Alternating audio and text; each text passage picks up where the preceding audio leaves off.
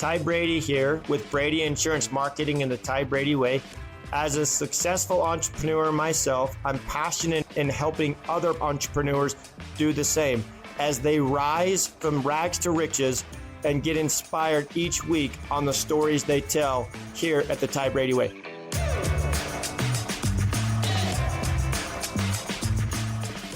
Welcome back to another episode of the Ty Brady Way. And today I have the pleasure of interviewing Bronson Hill. And, you know, every time I get connected with somebody, they always give me a little, bio on, what they do. But the show loves hearing about Bronson.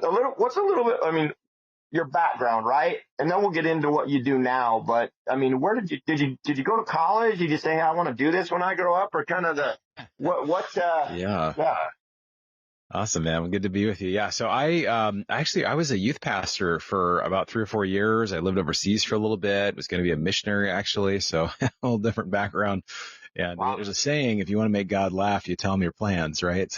It's kind of like life. Or there's a saying, life is what happens while you're busy making other plans. So that's kind of, for me, I started out in business. I did a business degree, wanted to be, like I said, be in the ministry. And then, ended up going a totally different direction. So I didn't say, hey, I'm going to go raise $50 million and own hundreds of millions of dollars of real estate and other types of things. But it's funny how life has a way of coming together in different ways.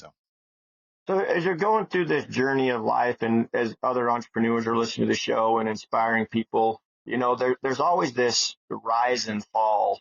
So you said you were overseas. What was the pivotal point when, you hit, I guess not necessarily rock bottom, but the point you're like, hey, I got to do something different, or this wasn't working? Yeah. So, well, for me, I ended up going from ministry to the business world. I was a, medical device sales for 10 years, was making a good salary, was actually making over $200,000 a year. Kind of how I shifted to that. Again, I feel like I've lived 3 or 4 different lives. I'm 44 years old, but I feel like I've lived a lot of different lives. But yeah, what made me shift from the ministry was I was working at a large church. I was a youth pastor of a couple hundred high school students, and I've never been fired from anything, Ty, but out of the blue, they're just like, yeah, we just don't think it's a good fit. And your last day is Tuesday. And I'd literally moved to another state. I'd gotten married. I'd bought a house, and they're just like, yeah, you're basically, you're just not a good fit here. And I was like, what? Like, I was kind of just crushed because this is my dream. Ooh, yeah. So sometimes I think stuff will happen. And I think the older I get, the more I realize, things happen and we feel like it's the end of the world, but it can be this whole new beginning of something beautiful. That reminds me of the career I'm in. Mine was forced, and I tell people it was the worst and best thing that ever happened to me, right? It sounds like you had to uproot, and after you got told, hey, today's your last day, it's just not a good fit, and you're like, okay. So did you always have a passion for being a youth pastor, or was that something that was, you grew up, or you just said, hey, this is something I want to inspire and uplift children? Yeah, absolutely. So for me, this is pretty personal, but I grew up in a kind of a religious home, but to me, it was just, God's up there and I'm down here. And I just had this experience where I was at this little kind of visiting this friend's church. I just felt like, in that survey that God was calling out to me saying, Bronson, I've got a plan for your life. And I want you to find it. It became this very personal kind of relationship versus just a religion, which is full of rules and other things. And so it just kind of changed everything for me.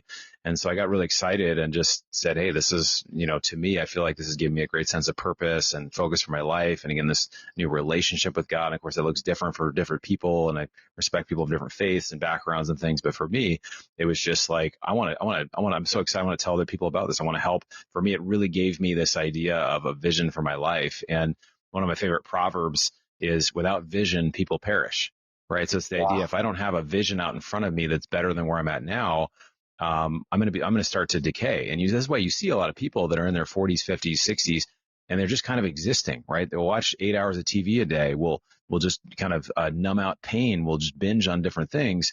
And it's because there's no greater vision. There's no greater purpose. And so I think the idea of, and no matter what your faith or background is, if you're at a place where you want to help and serve others, there's so much life in that, right? Because I was in a place where I needed help. I needed support. I had some great mentors and friends and things that really helped me in that. And so I really wanted to give back. So even now too, like we basically, it's kind of funny. We teach people to make money and become financially free, and we've raised tens of millions of dollars, but money is not my primary motivation, right? It's purpose, right? Purpose is much more important than that. And money's a part of that.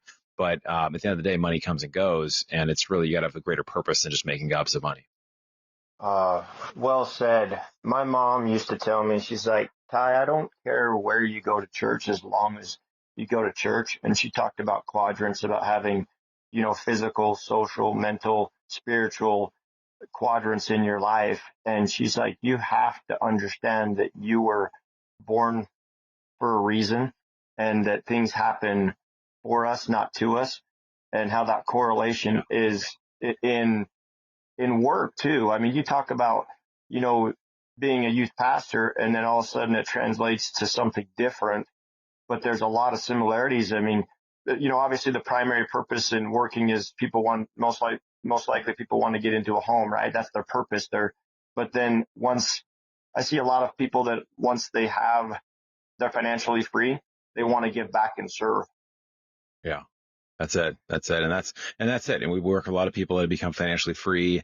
My book is called Fire Yourself, right? Replace your working income with passive income in 3 years or less. And once you're free enough, it's like, it's not about how much more do you have. It's what are you creating, out in the future? What are you creating for the world? What are you giving back? And, it's hard for some people to see that because it's like, I'm just, most people are literally paycheck to paycheck, right? The majority of people in the US are living, like, have to have the next check come in. And so, but once you get to where you have enough or more than enough, it's like, okay, things start to change a little bit.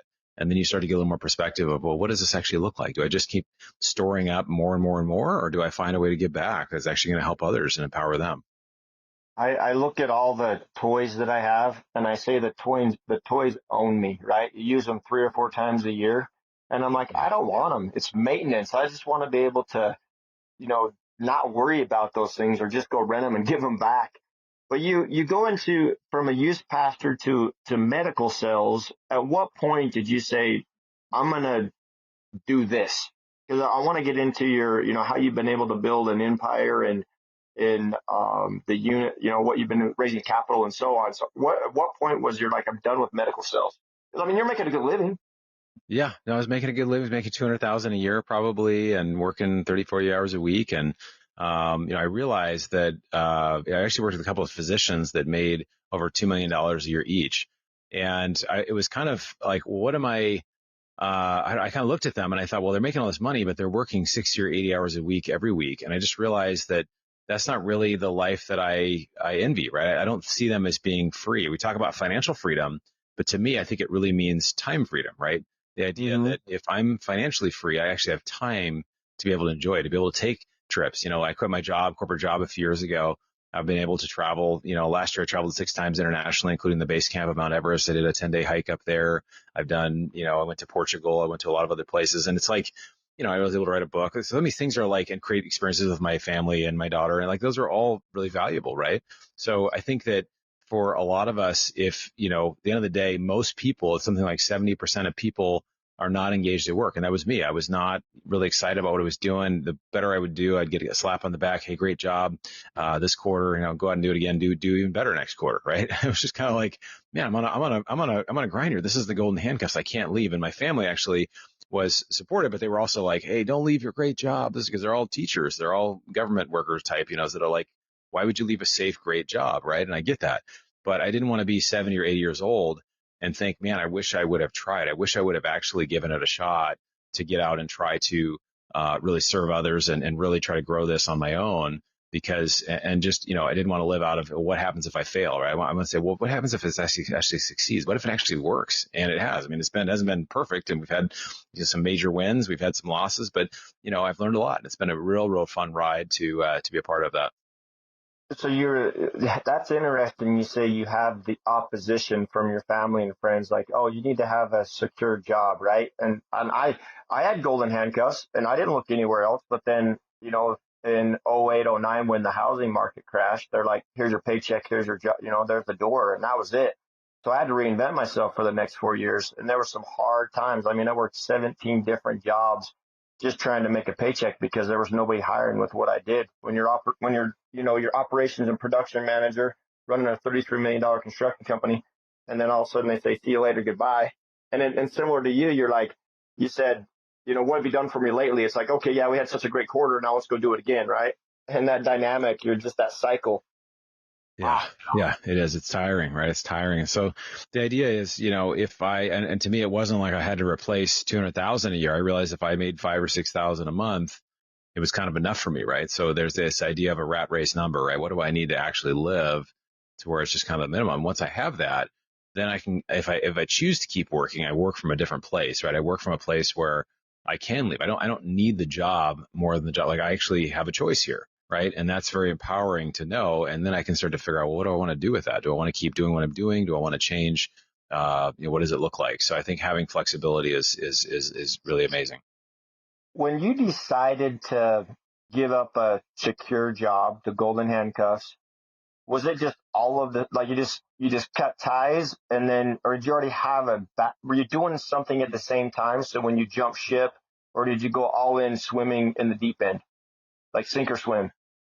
Yeah, yeah. So like, a lot of people ask that, like, when do you burn the boats, right? Do you go like, Yeah. some people like take out debt and have no money and then go do an investment course in real estate and then they just go for it, sink or swim. Other people are like, 2 months away from retirement and then they're like, oh, I retired early, whatever. And it's like, I think there's a mix. I think it depends on kind of your risk tolerance. I'm a big fan of, I call them low risk experiments where, I can basically side hustle, right? I can say, I'm going to work my full job, but I'm going to, put some extra effort here on the side. So I'm going to go to some meetups. I'm going to go learn this skill. I'm going to go invest in this way. And what happens is over time, those little things can become big and I can basically scale up. So there's a time where there is a bit of hustle, but over time, you'll be able to see, does that actually work? And if it doesn't work out, in most cases that I'm thinking of, you're out a little bit of time and you're out maybe a little bit of money, right? But you're not, you learn some stuff, right? So it's not a loss.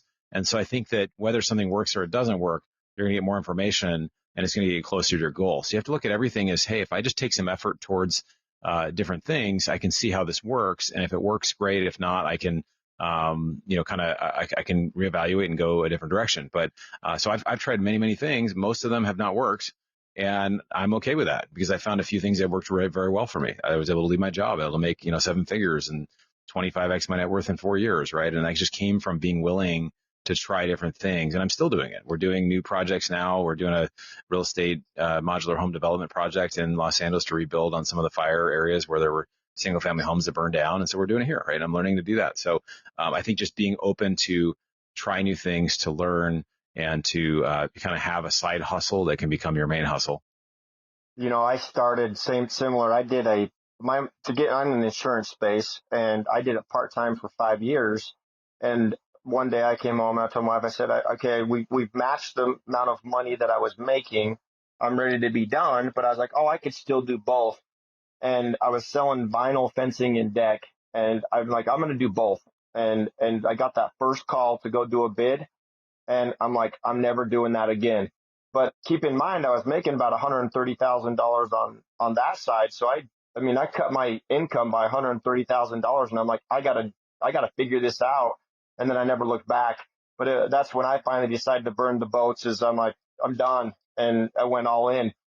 So you go into you talk about a 401k and strategy and 4x your net worth.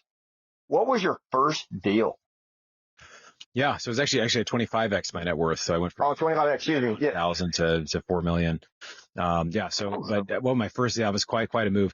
My first deal, so I started I had this single family house actually when I was a youth pastor and I lost a job. I bought this house. And when we left, I said, did I want to keep the house or did I want to sell it? I wanted to keep it. And so I ended up getting just a little bit of cash flow from that.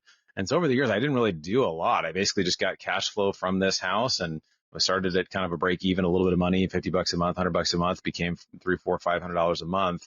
I was like, this is great. I should do more of this. So I did for a while. I did some other single family stuff, but I think with single family, it's just in general, there are strategies that are unique like development or Airbnb and other things, but in general, just the buy and hold single family, it's hard to do really well, and really scale wealth quickly. And that's where I made a shift to doing larger deals, but I started just with one single family. Did you, so I have friends of mine and other people I've talked to. So did you leverage the equity in that house to go buy the next property? Is that a strategy that you used or did you? Yeah, that one I didn't actually, but I utilized other people's money. I had a partner, a family member who was interested in buying some stuff. So we went and did it together. They brought all the money and I brought all the effort. So, there's a saying that it's selfish to only use your own money, right? So sometimes Hmm. like we'll think how I couldn't buy this, $5 million apartment, or I couldn't buy this 200 unit, whatever. It's like, well, no, it's how could I do that? Right.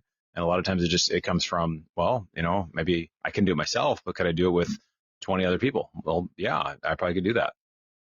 Your time was what, going in and doing the maintenance side of it, or what was your part of the deal on that first one you did?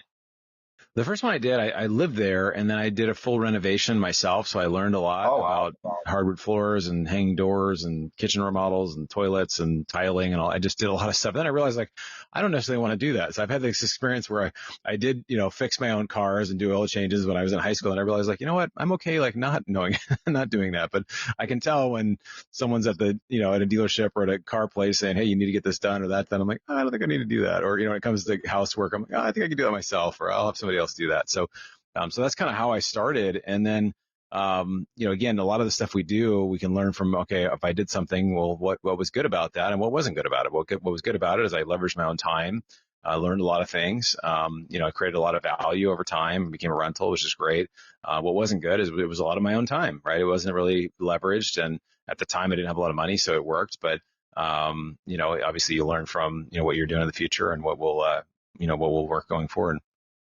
When when is people that are listening that, hey, say I want to get into investments in real estate, whether it be single family homes. I have a couple of those, and see, my goal was to build a house every 2 years, and then by the 10th year I'd pay my house off in cash. But it didn't work out. I lost 13 of my 15 homes during Hmm. that crash. And I never really got back into that, but I still have two houses now that are they're completely paid for and they're cash flowing. And my wife's like, days when you have a bill to replace an AC for 8 grand, she's like, we should sell that thing. I'm like, no, no, no, no, no, don't. I don't want to do any of that. But what would you tell somebody who's looking into the industry?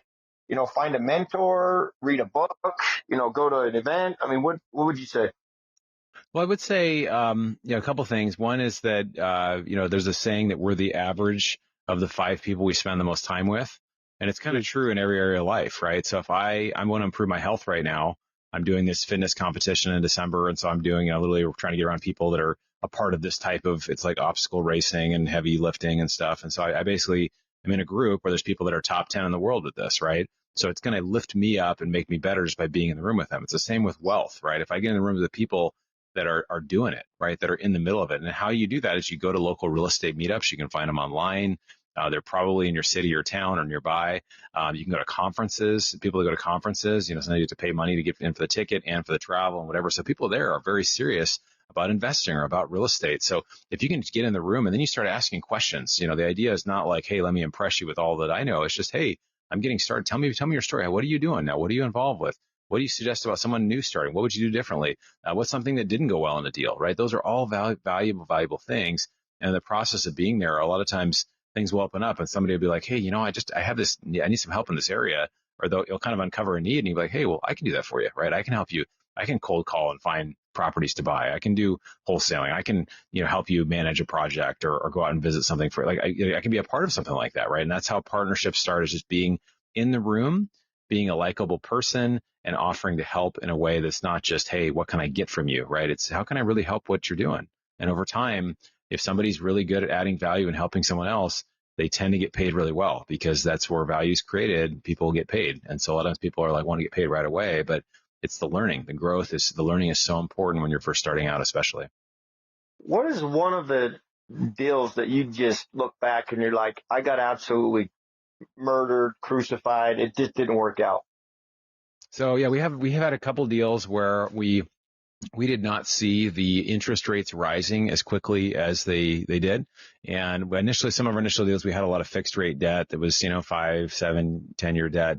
And then we got involved with some partners that were operators, and they say, yeah, we have this two-year debt, and we're going to do all these renovations, and we're going to increase rents because we're doing these renovations, and the rents are going to go up. And so the challenge of this is we had one deal in Atlanta that we put 20% down, which isn't a lot of money down on a commercial deal. And then because the rates rose very rapidly, between January of, let's say it would have been just, let's see, from when we closed January of, around January of 21, I think it was, to January of 23, the valuations of the same property in that area went down 40%, right? So Oh, in the same condition, right? So if you put 20% down on a property, and no matter what you do, you're negative, you're underwater, right? So there's really not uh-huh. much you can do. So in those type of situations, it really kind of taught me a lot about what is the debt structure. If you had more time, if you had 5 years, at least you have a little more time to do everything. Even then, you're still, you could be in a little bit of trouble if valuations haven't recovered, which we're still kind of waiting and seeing on some of that. But with a 2 year and then only putting 20% down, we just did a self-storage deal where we had 51% down, right? It was over $100 million purchase. And our the operating partner, we brought $59 million, I think it was. So it was over 50% down, right? So that's a much safer deal, 6-year fixed debt at 5.75%. So, those are things that you learn, and some lessons are very painful, and sometimes had to go through lessons more than once. And it's hard when it's your money. It's as hard or harder when it's someone else's money, right? And then you're like, that's a part of capital raising. A lot of people don't talk about is what happens if, there is a loss. What does that look like? So, but just like, I feel like it's a little bit like ministry, where it's like, you're having conversations around life and death sometimes in ministry, and just really important things. And then when it comes to money, it's like, of course we never want to lose anyone's money. We value it, and people work so hard for it, but you're not also kind of a reframe. You're not calling somebody saying, hey, you've got 2 weeks to live or something, like it's at the end of the day, hopefully you can make more money, and we can realize like, hey, there are more important things than just how much do you have in the account, right? Oh, absolutely.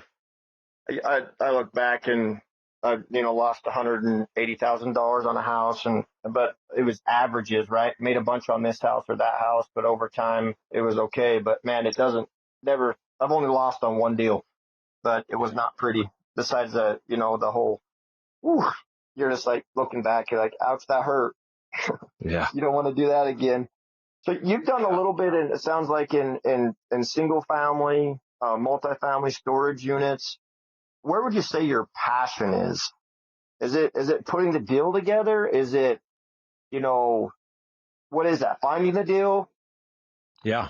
Yeah, I think, well, so for me, we've done a lot of different things. We did a lot of real estate, kind of multifamily stuff. We shifted to move into, other types of things that really, for people, we try to solve one of three problems. So again, we've had now raised over, 50 million, 2,500 investors, that I've had conversations with personally. And, it's either I need more cash flow, I need some tax benefits, or I'm looking for kind of long-term preservation. Most people these days, they're looking for cash flow, because a lot of real estate deals they're looking at don't cash flow, or they negative cash flow. So it costs you money every month to hold them. So we shifted a couple years ago, like we said, when rates started to rise a lot, we went in and started looking at private businesses or real estate debt funds that produce monthly cash flow, or oil and gas, either drilling oil and gas or owning land, which is the royalties. We also have other types of projects that we're doing. So cash flow is very amazing. Also, there's people that make a lot of money that are paying $50,000, $100,000 in taxes a year, $500,000 in taxes a year, where you can reduce taxes. You can find ways to reduce or eliminate or defer taxes through legal means of different types of investments that allow for that. So I think my favorite thing is just really trying to help someone get where they want to go. So if someone really gets to the bottom, it's like, I really want to, fire myself, as my book says. I want to, be able to go be an artist or create or do trips or whatever. Like, okay, well, let's do that. What does that look like? How much income do you actually need? And kind of walk them through that process. And then we had a guy, I can think of a guy, his name's Fidel, and I won't share his last name, but he was able to retire his wife, right? He works in the oil and gas space, and he's invested in some of our stuff. And he was through one of our deals. He got enough cash flow that he's able to say, hey, you don't have to go to work anymore. And like, that was hugely meaningful for him to be able to do that. And also for his wife to be able to be home with their kids. And so I think that, that type of thing is really meaningful for me, for sure. Amazing stuff, man. The listeners are going to love this. So then you decide to write a book. How long? One day I tell myself I'm going to write a book one day, right? But I do these podcast shows. But what inspired the book? Yeah. So again, after having all these calls, having, thousands of calls with high net worth people, I realized there's a lot of people that have money, that have done very well, that, the doctor who's worth 5 million, who's, has his own practice, and he's only done stocks and bonds, right? And everybody kind of knows, I think we all know we should be buying real estate. We should be, investing outside of Wall Street, right? We all kind of all know that. I think most people are kind of like under that, you're not really become wealthy, or there's ways you can do things like the ultra wealthy. They invest mostly, the majority of it, in private equity and other types of commercial real estate, right? It's like 51% or higher in those types of deals. But people that aren't as wealthy, they put a lot of stocks and bonds and other things. It's just there's a different way to do it. So the question is, well, how do I do that? How do I even get comfortable with it? How do I get into, like, it sounds risky and I don't know anybody that's done this. And the challenge, we actually started a group around this as well, because let's say you have a net worth of a few million or 5 million or 10 million or more, and you're like, who do you talk to about money? Ty, if you talk to your family, it's like that creates awkward things because they're maybe not as wealthy, or this creates some awkward conversations. If you talk to friends or coworkers, they might, or colleagues, they might be like, well, why don't you just put it in stocks? Why don't you talk to your money guy or something? And so if you want to do things that are alternative, there's not really a lot of places to go. So this book has got really a how-to guide on, like, yeah, I should do this, but why is what I'm doing not working? And I used to be an investment advisor, so I've kind of seen behind the curtain there that Wall Street really has all these hidden fees, these misalignment of interest. I can get into example after example. It's actually been said that over 50% of people that manage $100 million funds or more have $0 invested along with their investors, right? So there's a total misalignment. They'll say the fees are 1.2%, like on a mutual fund. They'll say, oh, it's 1.2%. Tony Robbins had a book. He said the actual fees on average are 3.2%, because they have all these hidden fees they legally do not have to disclose. So you're at 3.2% annually. And then if you have a financial advisor, they'll take an additional 2% on the top. So you're at 5.2%.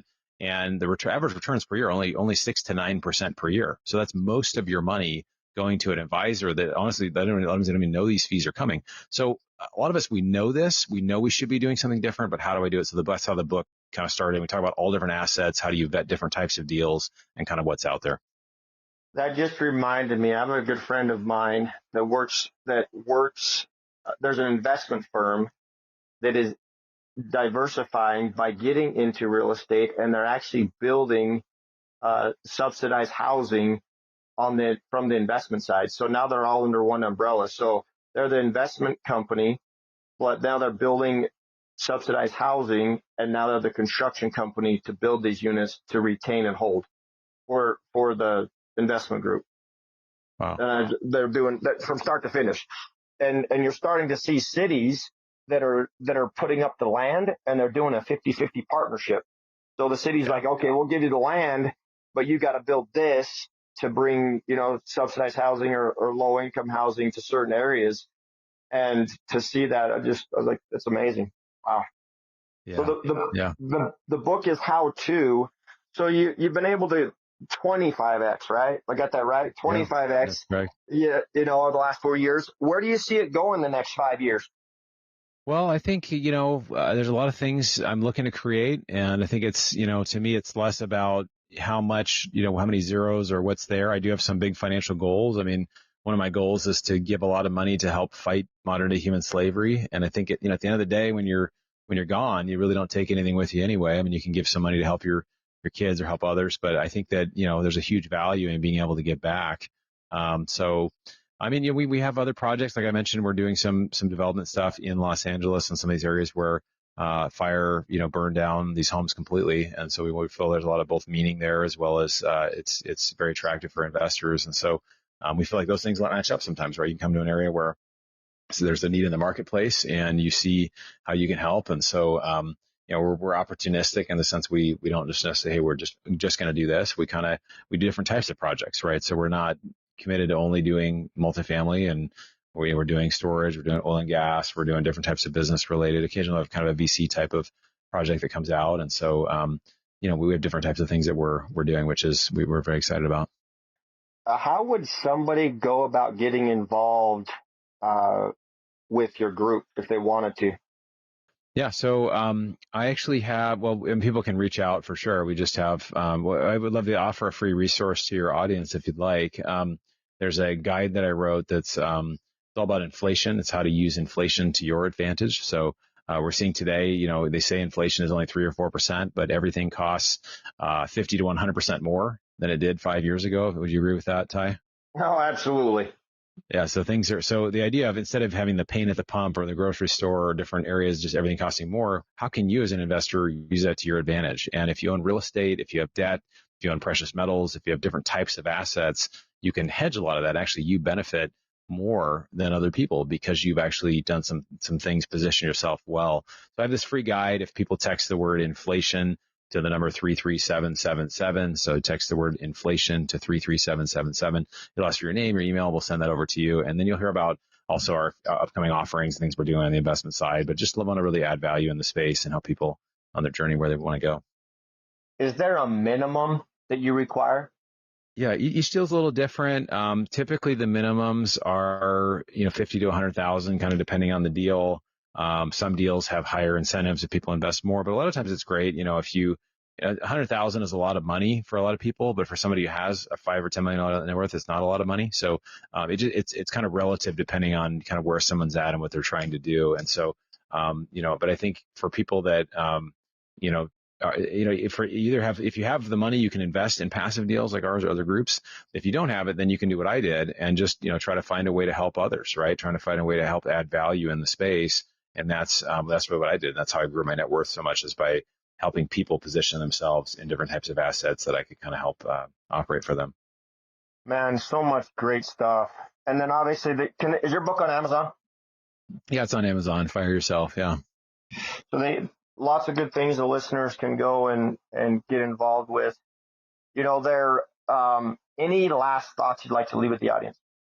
Yeah, I would say, this is a great conversation. I really appreciate your approach, Ty, just on really developing yourself and having, that's why why you have a show like this, right? Is you're able to kind of help people on their journey as well. And so I think that, if we can get 1% better every week, we're going to keep getting better and better and better. So version 1 is just putting something out there. It's writing a, crappy first draft of the book. It's whatever the thing is just getting something moving. And then version 2 will be better, version 3. And so just like as we keep doing things, we keep getting better and better. So I think that's, I encourage folks just to keep going. As always, share, like, and subscribe, and we'll catch you on the next one. Thank you for listening to another episode of the Ty Brady Way. As always, share, like, and subscribe. Go to Instagram at ty.r.brady. And as always, love hearing from you. And let me know what you want to learn on the show or what you'd like me to bring up on the show. Thanks. You can find the Ty Brady Way on Instagram as well as Facebook. To stay connected with giveaways and Ty himself, go ahead and follow at ty.r.brady on Instagram as well as Facebook. This podcast was recorded, edited, and produced by Whitney Face Media Marketing. And the theme music is an excerpt from Hot Chicken of the Woods by Isaac Joel.